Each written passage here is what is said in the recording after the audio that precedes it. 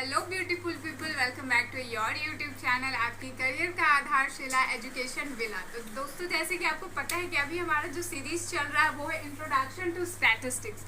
Introduction to statistics में मैंने already 3 video upload कर दिए हैं। आपसे एक रिक्वेस्ट है कि अगर आपने मेरी वो वीडियो नहीं देखी है तो आप जाके पहले वो वीडियो देखिए। जो फर्स्ट वीडियो था इंट्रोडक्शन टू स्टैटिस्टिक्स में, उसमें हमने बात की थी what is statistics and what are its scope. जो सेकेंड वीडियो था उसमें हमने बात की थी what are the importance and limitation of statistics.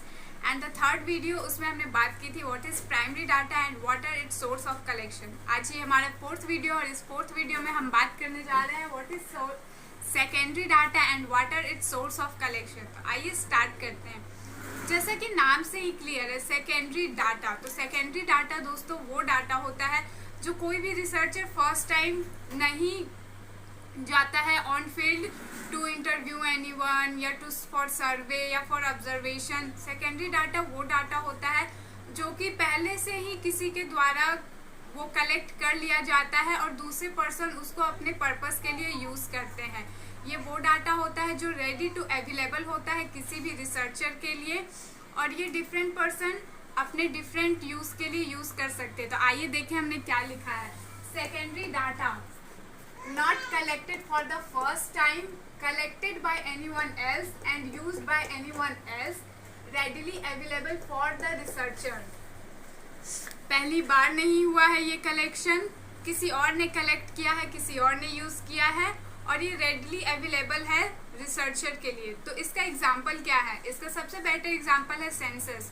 Government जनगणना करवाती है जिससे बहुत क्लियर हो जाता है कि हमारी कंट्री का एज स्ट्रक्चर क्या है, कितने लोग बिलो 18 हैं, कितने लोग एवव 18 हैं, कितने लोग मेल हैं, कितने लोग फीमेल हैं, कितने लोग चाइल्ड हैं।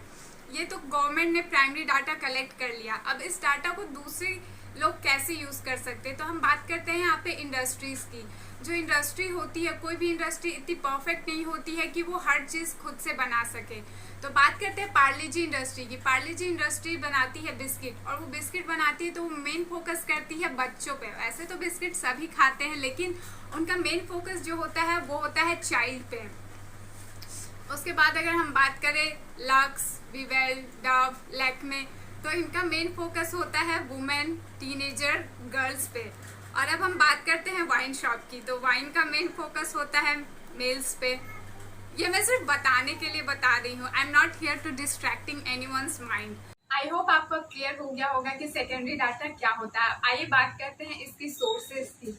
तो सोर्सेज ऑफ सेकेंडरी डाटा में पहला आता है बुक्स। बुक्स कैसे सोर्सेज ऑफ सेकेंडरी डाटा हो सकता है? आज के ज़माने में हर टॉपिक से रिलेटेड एक पार्टिकुलर बुक होता है। ऐसा कोई भी टॉपिक नहीं है जो आपके दिमाग में चल रहा है और उसके लिए बुक्स मार्केट में अवेलेबल ना हो।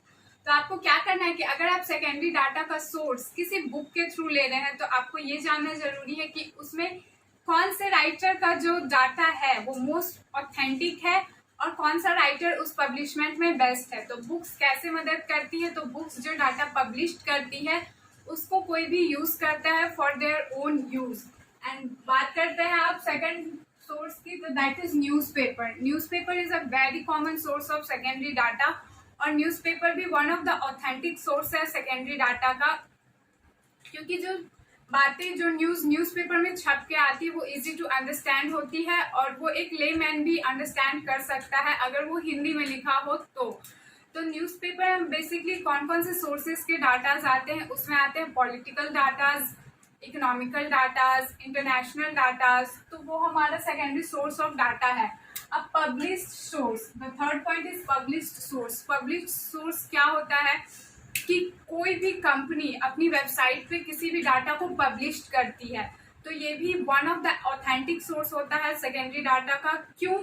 क्योंकि जो साइट पब्लिश्ड होता है वो साइट गूगल के द्वारा ऑथेंटिकेट होता है, और उस साइट पे ये देखा जाता है कि कितने लोगों ने उस साइट को रीच किया है या कितने लोगों ने उस पर रिव्यू किया है। तो ये होता है पब्लिश्ड सोर्स।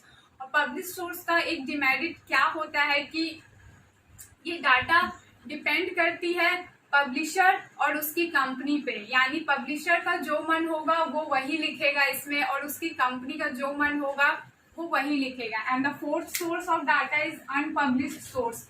अनपब्लिश्ड सोर्स क्या होता है? अनपब्लिश्ड सोर्स वो सोर्स होता है जो किसी वेबसाइट पे नहीं मिलता और ये रेडी टू अवेलेबल नहीं होता।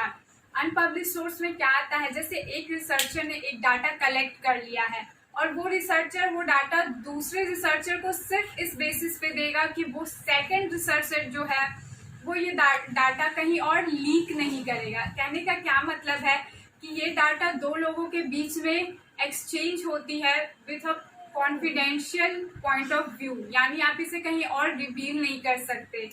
And the fifth source is journal.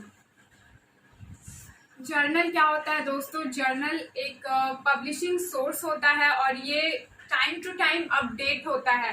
Update करने का मतलब क्या है कि ये गवर्नमेंट की देखरेख में इसे साइट्स पे अपडेट किया जाता है। तो जर्नल भी एक ऑथेंटिक सोर्स है सेकेंडरी डाटा का। कहने का मतलब क्या है कि ऑथेंटिक सोर्स क्यों है?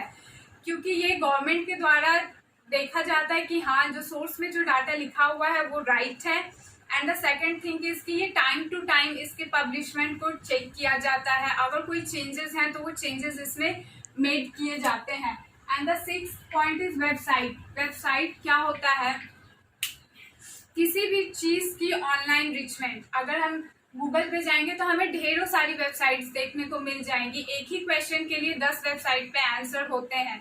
तो बात करते हैं वेबसाइट की, तो वेबसाइट में ऑथेंटिकेशन थोड़ा सा लेस होता है क्योंकि डिफरेंट वेबसाइट डिफरेंट चीजें लिखती है और कौन सी वेबसाइट बेस्ट है ये कोई बोल नहीं सकता। अगर आपको एक वेबसाइट की चीज पसंद आ रही है लिखी हुई तो आप उसी वेबसाइट पे बार बार जाएंगे, नो मैटर्स वो वेबसाइट की रिचमेंट कितनी है या क्या है। It is easy to understand.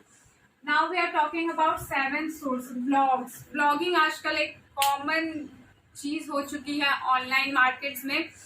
Blogging क्या होती है? ब्लॉगिंग में कुछ लोग होते हैं जो ऑनलाइन किसी भी चीज का रिव्यू करते हैं। Either these are products related to entertainment, box office, international और भी बहुत सारी चीजों का ये लोग रिव्यू करते हैं। तो ब्लॉगिंग में क्या होता है कि blogging is not so much authenticate data for secondary source, क्योंकि यहाँ पे लोग कमाने के लिए बैठे हैं। ब्लॉगिंग जो करते हैं वो पेड प्रमोशंस भी करते हैं। फॉर एग्जांपल आप कई यूट्यूबर्स की साइट पे जाइएगा तो वो जब अपना कोई भी ब्लॉगिंग देते हैं तो वो बीच में बोलते हैं कि कैश करो, ये करो, वो करो। तो वो जनरली वो एक ऐप को प्रमोट करते हैं जिनके लिए उन्हें लाखों पैसे मिलते हैं। तो blogging is not so much authenticate data for secondary source. उसके बाद हम बात करते हैं डायरीज की। तो डायरीज बहुत ही रेयरली यूज होता है सेकेंडरी डाटा के लिए, क्योंकि डायरीज पर्सनल होती है और किसी भी इंसान की पर्सनल चीज का ऑथेंटिकेशन कितना है ये किसी को नहीं पता। लेकिन आज के दिन में लोग क्या करते हैं कि डायरी को पब्लिकली भी इश्यू करते हैं। वो पब्लिकली कुछ इवेंट्स लिखते हैं जो उनकी लाइफ में हुआ है, लेकिन ये नॉट दैट मच, इसकी रिचमेंट उतनी है नहीं। तो डायरीज को बहुत कम ही लोग यूज करते हैं for secondary data. And ninth point is government records. Government जो अपना रिकॉर्ड रखती है उसको भी लोग सेकेंडरी डाटा में यूज करते हैं। अब गवर्नमेंट क्या रिकॉर्ड रखती है? गवर्नमेंट ये रिकॉर्ड रखती है कि उन्होंने मनरेगा में कितने लोगों को नौकरी दी है, उन्होंने सुकन्या समृद्धि योजना में क्या किया है, उन्होंने बेटी पढ़ाओ बेटी बचाओ के लिए क्या किया है, क्या करना है और क्या हो सकता है। तो गवर्नमेंट रिकॉर्ड रखती है। अब जैसे कि बेटी पढ़ाओ बेटी बचाओ है तो इसका रिकॉर्ड रखने के लिए पहले गवर्नमेंट को ये रिकॉर्ड रखना होगा कि कितने चाइल्ड फीमेल बेबीज ने जन्म लिया, उसमें कितनी बेबीज बिलो 5 इयर्स में मर गई, कितने ने 18 के एज को रीच किया और कितने ने अगेन रिप्रोडक्शन करके फिर से एक चाइल्ड फीमेल को जन्म दिया। तो उस हिसाब से गवर्नमेंट ये तय करती है कि उसे कितना बजट देना है अपने इस पर्टिकुलर प्रोग्राम बेटी पढ़ाओ बेटी बचाओ के लिए।